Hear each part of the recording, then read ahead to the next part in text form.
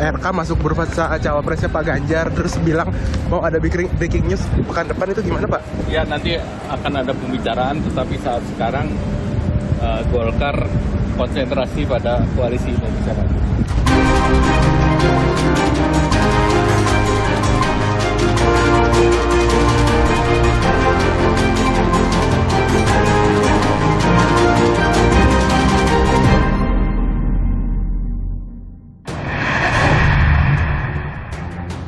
Pendaftaran pasangan Capres-Cawapres 2024 semakin dekat. Nama Ridwan Kamil pun santer disebut masuk bursa Bacawa Pres.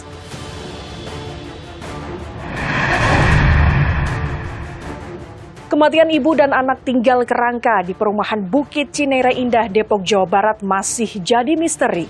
Ahli psikologi forensik menyebut ada indikasi korban depresi. Gempa 6,8 magnitudo memporak-porandakan Maroko. Ribuan jiwa meninggal dunia.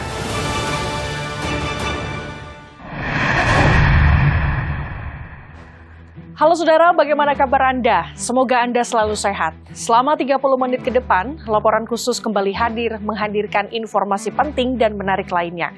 Bersama saya, Gracia Adur, inilah laporan khusus selengkapnya. Saudara, pendaftaran pasangan Capres dan Cawapres 2024 semakin dekat. KPU tengah mendesain masa pendaftaran pasangan Capres dan Cawapres dipercepat menjadi 10 Oktober sampai 16 Oktober mendatang. Namun, baca pres Ganjar Pranowo dan Prabowo Subianto masih mencari pendampingnya. Nama Wakil Ketua Umum Golkar sekaligus ex-Gubernur Jawa Barat, Ridwan Kamil pun santer disebut masuk bursa Bacawa Pres. Sementara langkah politik Demokrat jadi teka-teki. Isu Demokrat mengarah berkoalisi dengan PDI Perjuangan pun mencuat.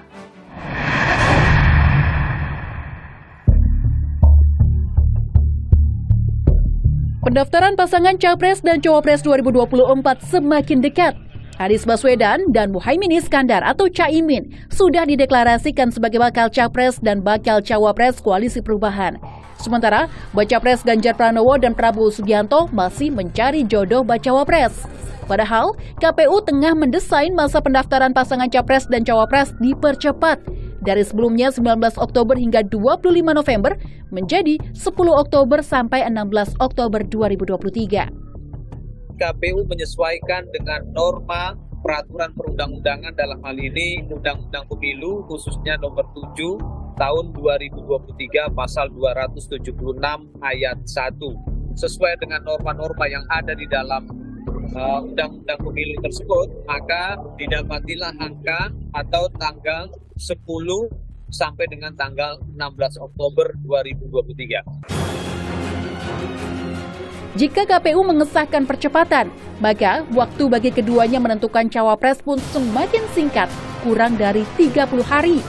Di kubu Ganjar Pranowo, nama Ridwan Kamil santer disebut masuk bursa bacawa pres Ganjar. PDIP pun mengakui Ridwan Kamil sempat bertemu Ketua Umum PDI Perjuangan Megawati Soekarnoputri. Pertemuan dilakukan sebenarnya secara tertutup, dibahas tentang pembangunan beberapa monumen yang berkaitan dengan Bung Karno. Pak Ridwan Kamil telah menggelurakan bagaimana perjuangan Bung Karno di kota Bandung. Semua monumen-monumen itu dengan sangat baik, termasuk di konferensi Asia Afrika, dibangun oleh Bapak Ridwan Kamil. Kami memberikan apresiasi. Masuknya nama Kang Emil sebagai bacawa pres Ganjar pun jadi pertanyaan. Pasalnya, Partai Golkar telah mendeklarasikan dukungan pada Prabowo Subianto. RK masuk bursa cawapresnya Pak Ganjar, terus bilang mau ada breaking news pekan depan, itu gimana Pak? Maksudnya Pak? Itu tidak berkaitan dengan breaking news. Untuk mengenai RK bagaimana nih Pak proyeksinya? Ya nanti akan ada pembicaraan, tetapi saat sekarang Golkar konsentrasi pada koalisi Indonesia Maju. Meski tak lama berselang, Ridwan Kamil mengonfirmasi yang ia maksud breaking news adalah me time, waktunya berlibur seusai purna tugas sebagai Gubernur Jawa Barat. Namun Ketua Dewan Pakar Partai Golkar Agung Laksono berpendapat, Golkar tak bisa menghalangi langkah politik kadernya. Tapi kami juga memang tidak mudah untuk melarang-larang orang untuk maju karirnya. Kalau kami individu kita tidak bisa apa-apa. tukar-tukar sama partai nggak bisa, karena partai sudah menetapkan kita mengusung Presiden Prabowo, Wapresnya nanti tunggu di internal koalisi. Tak hanya kubu Ganjar, saat bertemu Yeni Wahid 6 September lalu, Baca Pres Prabowo Subianto juga memberi sinyal kuat akan menggandeng anak muda sebagai pendampingnya. Bahwa Erik harus mewakili anak muda. Gibran muda, dan banyak yang muda. Kalian ada yang daftar? Oke, terima kasih. Ridwan Kamil, oke. Ridwan Kamil memang sedang jadi sorotan. Dalam survei terbaru Litbang Kompas, nama Ridwan Kamil memang memuncaki elektabilitas bakal calon wakil presiden di angka 8,4%. Bersaing ketat dengan Sandiaga Uno dan Erick Thohir dengan perolehan 8,2 dan 8%. Saya yakin radar PDIP yang mengarah ke Ridwan Kamil itu karena pertimbangan geografis ya, geopolitik khususnya. Di dalam daftar calon pemilih 2024, Jawa Barat itu menyumbang 17,9% secara nasional. Dan ini jumlah suara yang sangat signifikan. Sementara itu, saat menghadiri acara Partai Bulan Bintang di Padang, Sumatera Barat, Prabowo Subianto menyindir politisi yang kerap bermanuver demi kekuasaan. Baca Pres yang juga Ketua Umum Gerindra itu menyebut politisi yang dimaksud suka melompat-lompat. Karena pengalaman saya, justru di elit yang kadang-kadang terlalu banyak, terlalu pintar, manuvernya terlalu banyak. Lompat sini, lompat sana. Tidak. Meski tak menyebut nama, pengamat politik Ujang Komarudin menilai pernyataan Prabowo bisa saja ditujukan kepada Cak Imin atau Ridwan Kamil. Yaitu Cak Imin dengan Ridwan Kamil yang dianggap sudah berkoalisi dengan Gerindra, tahu-tahu menyeberang. Lalu juga di saat yang sama Ridwan Kamil sudah jadi kader Golkar, tahu-tahu main mata dengan PDIP kan ingin jadi cawapresnya Ganjar. Mungkin dalam konteks kekinian, dalam konteks saat ini, bisa saja ya mungkin saja arahnya kepada dua tokoh tersebut. Usai deklarasi pasangan Anies Baswedan Muhaimin, Demokrat keluar dari koalisi perubahan. Namun Muhaimin berharap Demokrat bisa kembali lagi bersama Nasdem, PKS, dan PKB. Saya sama Mas Anies sangat berharap dan menunggu untuk bergabung dan bersama-sama menjadi bagian dari kekayaan Indonesia yang plural ini, Indonesia yang berbineka ini, dan koalisi kita ini akan semakin banyak, semakin bagus, banyak partai yang bergabung akan bagus, bahkan kita berharap juga Demokrat bisa bergabung kembali. Merespons harapan Cak Imin, juru bicara Partai Demokrat Herzaki Mahendra menjawab, Demokrat tak akan CLBK dan tak mau lagi di ghosting. Kata yang pas adalah kami tidak ada CLBK dan tidak mau di ghosting kembali. Nah intinya gitu. Pak Muhaimin kami menghormati, kan kami tidak pernah berkoalisi dengan beliau. Kini, langkah politik Demokrat jadi teka-teki. Isu Demokrat mengarah berkoalisi dengan PDI Perjuangan pun mencuat.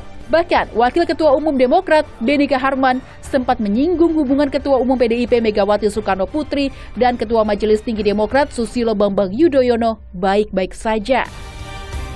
Meski belum ada pernyataan resmi kapan pertemuan politik Megawati dan SBY terwujud, namun komunikasi antara putra-putri Presiden ke-5 dan ke-6 Republik Indonesia ini kerap terjadi. Mungkinkah Partai Demokrat akhirnya merapat ke PDIP di kontestasi pemilu 2024?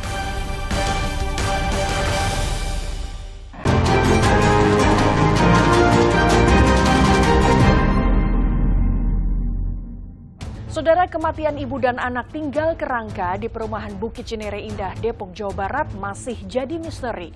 Polisi gelar olah TKP kedua, mengamankan beberapa barang bukti dokumen dan tengah memeriksa 11 saksi termasuk keluarga korban. Ahli psikologi forensik menyebut, berdasarkan analisa bukti temuan di TKP menunjukkan adanya indikasi korban depresi. Kematian ibu dan anak di perumahan Bukit Cinere Indah, Depok, Jawa Barat masih jadi misteri. Jasad korban ditemukan dalam kondisi mengering hingga tinggal kerangka di dalam kamar mandi rumahnya Kamis 7 September lalu. Untuk mengungkap misteri kematian ibu dan anak ini, polisi gelar olah tempat kejadian perkara lanjutan di lokasi penemuan jenazah Sabtu lalu. Dalam olah TKP kedua, polisi mengamankan sejumlah dokumen, 2 senter, dan 2 dupa yang berisi bebatuan di dekat jenazah. Selain itu, polisi mengungkap bahwa listrik di rumah tersebut sudah dimatikan PLN sejak 28 Juli 2023 karena sudah menunggak 1 bulan. Polisi pun masih menyelidiki apakah temuan senter di TKP berhubungan dengan listrik yang sudah dimatikan. Polisi juga masih menyelidiki apakah ada jejak orang lain dan cairan racun di lokasi penemuan. Dalam olah TKP sebelumnya, polisi menemukan sejumlah barang bukti seperti botol minuman kemasan yang berada di samping jasad korban, secari kertas bertuliskan nomor telepon keluarga korban, dan sebuah file berjudul To You Whomever yang tersimpan di laptop yang diduga milik korban. Dalam file tersebut tertulis, siapapun yang membaca tulisan ini, mungkin pada saat melihat tulisan ini, saya dan ibu saya sudah meninggal dunia. Pihak polisi pun mengungkap temuan file tersebut memiliki kesamaan dengan surat yang ditemukan di kamar korban. Kita padukan dengan surat yang kami temukan juga di kamar daripada Ibu Grace.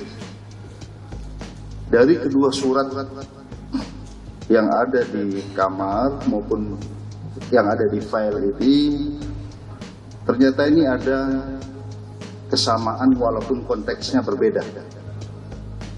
Isinya adalah curhat, keluhan-keluhan tentang yang terjadi di keluarga ini. Nah, ini nantinya akan didalami oleh psikologi forensik, ke belakang akan didalami, kemudian juga hubungan antar keluarga. Ahli psikologi forensik Reza Indragiri menganalisa bukti temuan pesan di TKP menunjukkan adanya indikasi korban depresi karena pesan tidak ditujukan spesifik untuk seseorang. Reza menilai pemilihan kata dalam tulisan tersebut menunjukkan kedua korban sudah terisolasi sangat jauh dari lingkungan sosial. Surat ini dengan kosakata whomever ini menunjukkan jarak sosial yang sudah sedemikian jauh antara para pelaku dengan orang-orang yang barangkali semestinya bisa dia percaya. Menjadi tempat curhat, menjadi tempat berkeluh kesah, mencari pertolongan dan seterusnya. Nah, kalau memang kata whomever itu kita anggap sebagai jarak sosial yang sedemikian jauh, maka muncul gambaran apakah mereka atau salah satu di antaranya mengalami depresi. Kalau iya depresi penyebabnya, maka sebetulnya tidak terlalu mengejutkan juga. Karena sekian banyak data menunjukkan depresi merupakan pintu gerbang tanda petik yang paling ideal bagi berlangsungnya bunuh diri. Di sisi lain, menurut kriminolog Universitas Indonesia Adrianus Meliala, kasus ini serupa dengan kasus satu keluarga tewas di Kalideres, Jakarta Barat yang disimpulkan meninggal akibat kesulitan ekonomi dan sosial. Adrianus menyebut ada faktor kesehatan yang membuat salah satunya tewas, diikuti kematian yang lain karena ada perasaan tidak mampu mengurus. Ya justru karena kita sudah punya pengalaman saat di Kalideres itu, maka kemudian semua berhati-hati ya. Kemudian kita membayangkannya sebagai wah ini ada kaitannya juga dengan dunia mistik. Nah, pada konteks kali ini kelihatannya hal-hal yang anehan itu tidak ada, ya tidak kelihatan. Jadi lebih mengarah pada bahwa ini memang perbuatan bunuh diri atau sakit di mana kemudian lalu meninggal dan salah satu atau keduanya tidak mampu mengurus salah satunya. Jadi saya bayangkan misalnya kalau ibunya kena serangan jantung, anaknya tidak mampu mengurus dan kemudian anaknya lalu dying juga gitu ya, atau sebaliknya.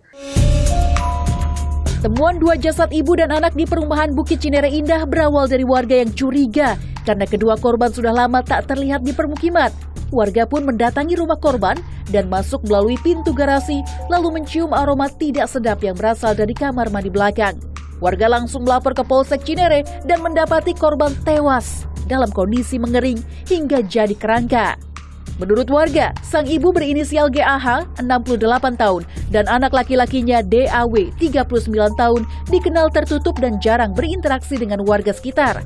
Sedangkan suami korban telah meninggal dunia sejak 2011 lalu. Sementara, petugas keamanan menyebut korban tidak terlihat sejak pertengahan Juli lalu. Masih udah lama nggak pernah kelihatan aja, nggak pernah keluar. Karena biasanya setiap hari Kamis keluar. Kini, polisi tengah memeriksa 11 saksi termasuk pihak keluarga. Sementara kedokteran forensik masih menganalisis hasil otopsi jasad kedua korban untuk mengetahui penyebab kematian.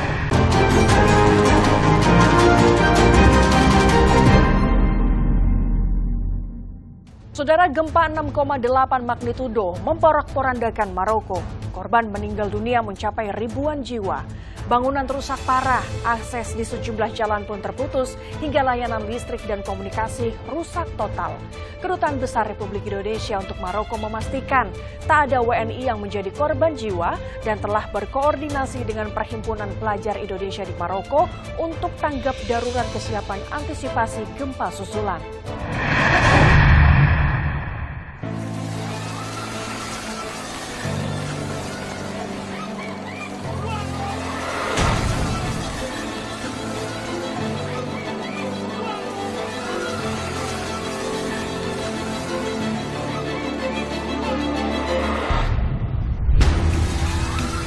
Jelang tengah malam waktu setempat, gempa hebat memporak-porandakan Maroko. Warga syok, tak menyangka gempa bermagnitudo 6,8 akan datang mengguncang. Gempa ini merupakan yang paling kuat melanda Maroko sejak 120 tahun terakhir. Provinsi Haus di wilayah pegunungan mengalami kerusakan terparah. Akses terputus, layanan listrik dan telepon rusak total. والزعما انه باش نهرب وطاح عليا كان وليت نعست هكا تا جا ولاد الجيران مساكن كيسمعوني كنغوت ودخلوا وجا هاد السيد تا هو الله يخليهم صحيحتهم وجاو الدراري كيجدوا داكشي كلشي تحيدوا كلشي داك التراب اللي عليا خرجوني وجابوني على هاد الناس. Hingga Selasa siang waktu Indonesia, dikutip dari laman Kompas.com, Kementerian Dalam Negeri Maroko mencatat 2.862 korban tewas, 2.562 orang alami luka-luka, dan ribuan bangunan rusak. Sementara itu, Kedutaan Besar Republik Indonesia di Rabat memastikan tak ada warga negara Indonesia yang menjadi korban gempa, termasuk peserta Konferensi Global Geoparks 2023 di Marrakesh. Duta Besar Indonesia untuk Maroko, Hasrul Azwar, menambahkan pihaknya telah berkoordinasi dengan Perhimpunan Pelajar Indonesia di Maroko untuk tanggap darurat dan kesiapan mengantisipasi gempa susulan. Seluruhnya alhamdulillah selamat dari tragedi musibah gempa Maroko. PPI Maroko itu memiliki koordinator di setiap wilayah di mana WNI tinggal. Dan mereka paling cepat bergerak dan kemudian melaporkan sesuatu kepada kami apabila ada WNI yang mendapat kesulitan. Pengalaman kami memanajemen, mengelola WNI Maroko yang terkena dampak COVID itu sangat berharga dalam koordinasi dan kecepatan pemberitaan. Jadi Mbak, kami sudah pengalaman dalam menghadapi tanggap darurat dan arus informasi itu yang lebih penting. Lembaga Survei Geologi Amerika Serikat mengungkap ada dua faktor yang membuat gempa Maroko menelan begitu banyak korban. Pertama, intensitas gempa yang jarang. Kawasan Afrika Utara tempat Maroko berada memiliki tingkat kegempaan yang relatif rendah sehingga membuat Maroko juga tidak siap menghadapi bencana serupa. Kedua, konstruksi bangunan. Sebagian besar bangunan di Maroko, terutama di daerah pedesaan dan kota-kota tua, tidak dibangun untuk tahan terhadap guncangan gempa. Lantas, apa pelajaran yang bisa diambil Indonesia dari kejadian gempa hebat Maroko? Kepala Pusat Gempa Bumi dan Tsunami BMKG Daryono menyatakan, Indonesia dapat memetik beberapa pelajaran dari gempa Maroko, seperti memperhatikan standar bangunan dan mewaspadai jalur sesar yang lama tidak aktif. Jadi ada beberapa catatan terkait dengan gempa Maroko ini, yaitu perlunya kita mewaspadai gempa kerak dangkal akibat sesar aktif ya. Nah, kita juga perlu mewaspadai sumber gempa dekat-dekat kota besar atau kawasan padat penduduk. Kemudian juga perlunya mewaspadai bangunan tua di jalur sesar aktif ya. Ini kalau bangunan tua perlu diperkuat dengan retrofitting. Selain ketahanan bangunan, respons terhadap gempa juga menjadi faktor penting penentu keselamatan. Karena itu, masyarakat diimbau untuk tidak panik dan lari, melainkan berlindung di bawah kursi atau meja kokoh. Jadi kalau gempa sedang mengguncang kuat dengan dahsyat ya. Kita itu kan sulit berjalan, apalagi berlari ya, sehingga kita merangkak. Nah, pada kondisi itu kita sebaiknya jangan memaksakan untuk melari keluar rumah. Karena sangat sulit, sangat berbahaya, karena rumah tiba-tiba bisa roboh. Yang paling tepat yang dianjurkan adalah bagaimana agar kita segera berlindung di ruangan tersebut, mencari tempat yang bisa melindungi kita, apakah itu di bawah meja, di bawah kursi.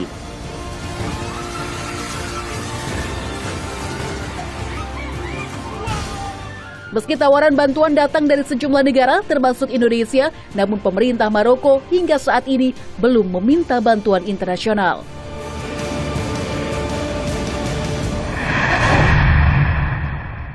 Saudara, informasi tadi sekaligus menutup perjumpaan kita. Tetap pantau terus informasi pemilu 2024 hanya di Kompas TV Independen Terpercaya. Kami akhiri laporan